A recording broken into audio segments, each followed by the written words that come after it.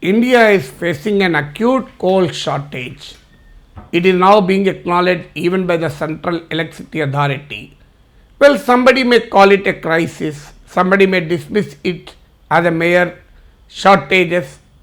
Well, it's a matter of semantics, you can call it by any name. But the fact remains that many power plants in India are reporting acute shortage of coal. Normally, the power plants are expected to keep coal stocks sufficient for 15 to 13 days, depending on the distance from coal mines.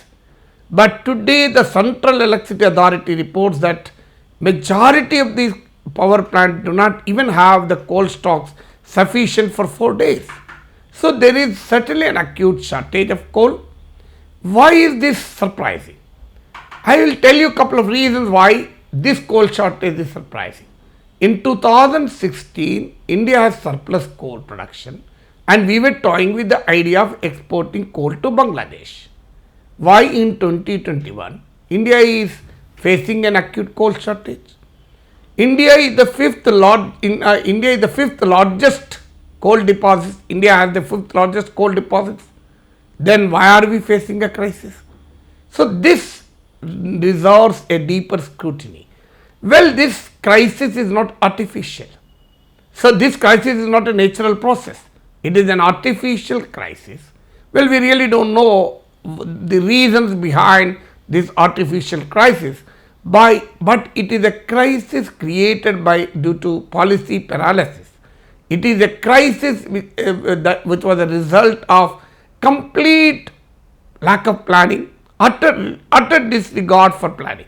I will tell you a couple of examples. One, since 2017, the Coal India Limited, which accounts for 80% of India's coal production, did not have a full-time chairman and managing director. Even today, many subsidiaries of Coal India do not have a C&MD. For instance, the Bharat Coking Coal doesn't have a C&MD even today. I think Northern Coalfields and Mahanadi Coalfields, Northern Coalfields is in the North India and Mahanadi Coalfields in Odisha, both have a same person heading. So even today, many technical director posts in these Coal India subsidiaries are vacant.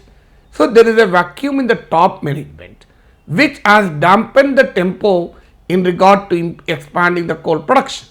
Today, coupled with this reason, other factors also led to a situation where coal production in India has stagnated around 600 million tons for the last 3 years.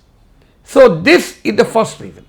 Second reason is even the coal managers, even it is rather surprising to note that the coal managers were supposed to monitor production of coals, digging of coal mines, were deputed to Swachh Bharat Abhiyan to monitor digging of toilets. This is not my allegation. Former Coal Secretary Anil Sarup has told this in many of his interviews. So you can see his interview to Karan Thapar in the Wire, you can see his interview in the reality check of NDTV, you can read his article in the print. So the former Coal Secretary clearly states that Coal India managers were deputed to take care of, to monitor the construction of toilets. Can this be acceptable? In fact, Anil Sarup wrote a book, The Ethical Dilemma of a Civil Servant. In that he wrote a chapter called The Shit Matters. So he made a very interesting satirical comment. Let us change the Coal India tagline as to set up toilets, we also produce coal. So that is the situation.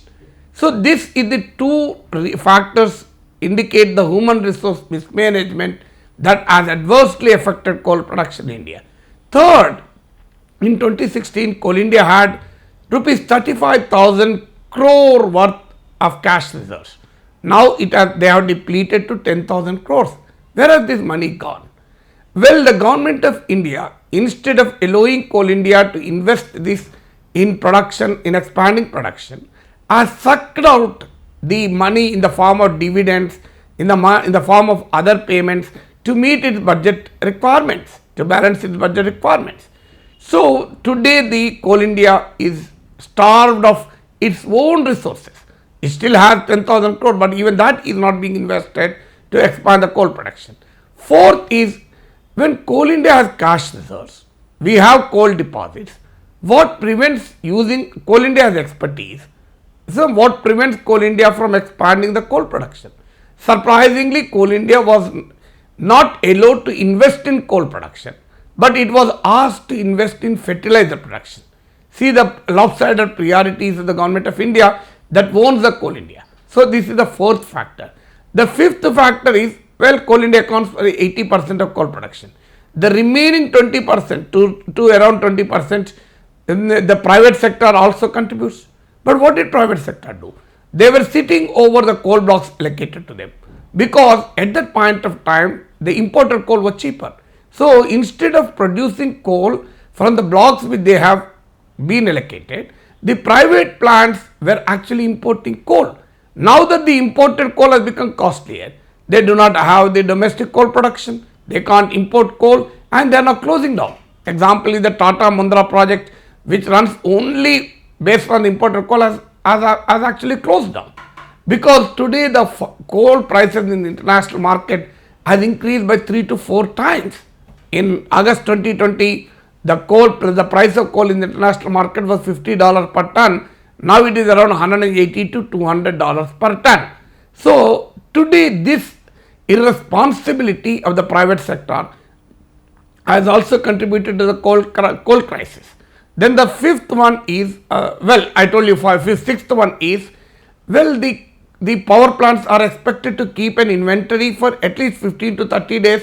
On an ideal note, it should be around 22 days. But the power plants were not maintaining the inventory. Nobody was bothered, and as a result today, why did they not maintain inventory? They did not maintain inventory because if you want to keep the coal stocks, it incurs cost. So they were not ready to incur that cost, and as a result today power plants are facing load shedding. So is it not the problem of a lack of planning?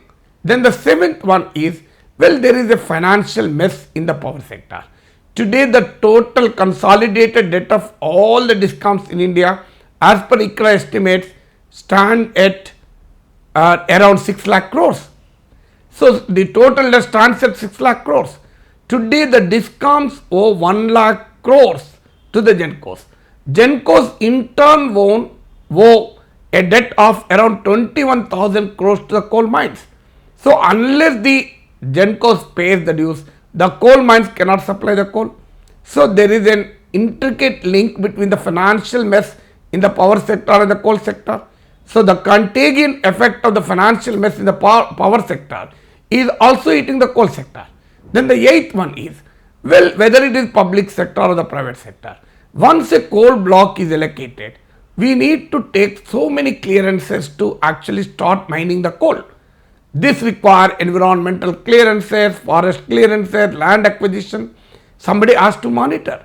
Earlier we used to have a coal project monitoring group which used to facilitate obtaining these clearances so that the mining will begin. Unfortunately, the coal project monitoring group is now defunct. It is not working. As a result, there is no center-state coordination. Many of these coal mines are in opposition ruled states. So due to coercive federalism adopted by this government, the center-state coordination is missing. So as a result, we could not plan ahead for meeting the requirements of coal. So this is yet another important problem facing the coal industry today.